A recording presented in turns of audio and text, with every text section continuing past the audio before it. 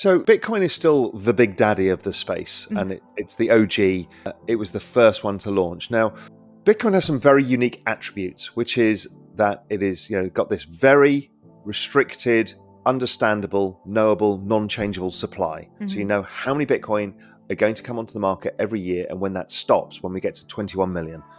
It's also the way it's constructed, a proof of work mechanism, which means that there's lots of computers around the world, Bitcoin miners they're called, who have to solve this complicated algorithm, and it's expensive, you need huge computing power. And that network of miners basically protects the network. So there's not a single person that validates everything. It's all of these people. So Bitcoin is incredibly secure and robust.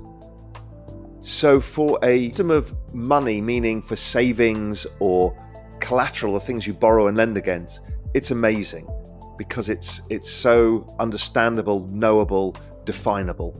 It is slow because it requires all of this computing power, and expensive to do things on. So it has not been used as the kind of applications layer. It's kind of the base layer of the money system, the new digital money system. Ethereum comes along and it does something uniquely different. It didn't set out to be money. Well, Bitcoin set out to be money in some respects. It set out to be an applications layer, a platform of which we could build on blockchain technology. And its piece of magic was something called the smart contract. So Bitcoin, there is nothing smart in it. In fact, it's pretty dumb. It just does what it does, which is why it's so perfect. But Ethereum said, well, if we can make contracts code, then almost anything in life is a contract. Me coming on your podcast is essentially a verbal or written contract over email, right? Almost everything in life is a contract. So therefore, if we can record all of these contracts and make them transferable in this new world, then we've created the whole applications layer for money, the internet of value, and everything else. So Bitcoin is more single use case specific, but very powerful in what it does. Ethereum is like the whole internet. So it's a much broader thing. And so they're very different. And people try and compare them and say, well, one's not the other. And they're not supposed to be. They're both amazing in their own way.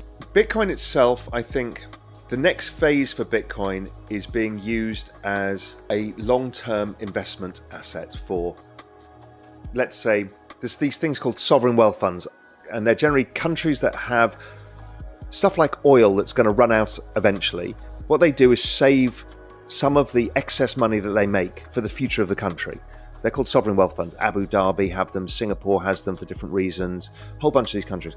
Those people are starting to wake up and say, this is a great asset for our future population's wealth. So they buy it and own it. So that's a trend that will happen. We will see some countries, smaller countries that have problems with their currencies, holding it in their reserves.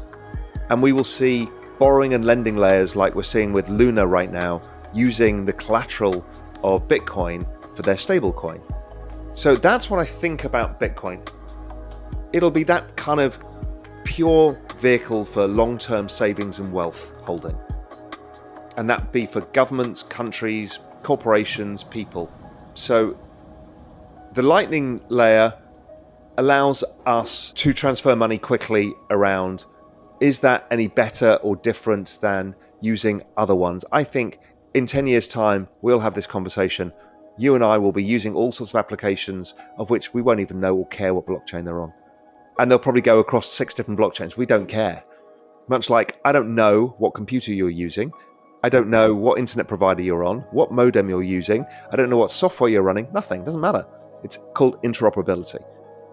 Where this works now. Digitally, we can connect with each other seamlessly without knowing anything about the underlying. So why should we care about what blockchain it is? Yes, we can invest in them, much like you could invest in Cisco router that you may be using. They're just different things. So I think that Bitcoin over time is, in 10 years' time, it's probably a, $50 trillion asset or so.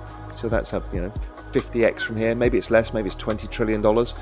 But the whole space, it's going to be $200 trillion. And it's currently $200 trillion now, as all of these different things get built out across all sorts of different ecosystems, and they all start interrelating and being interoperable with each other.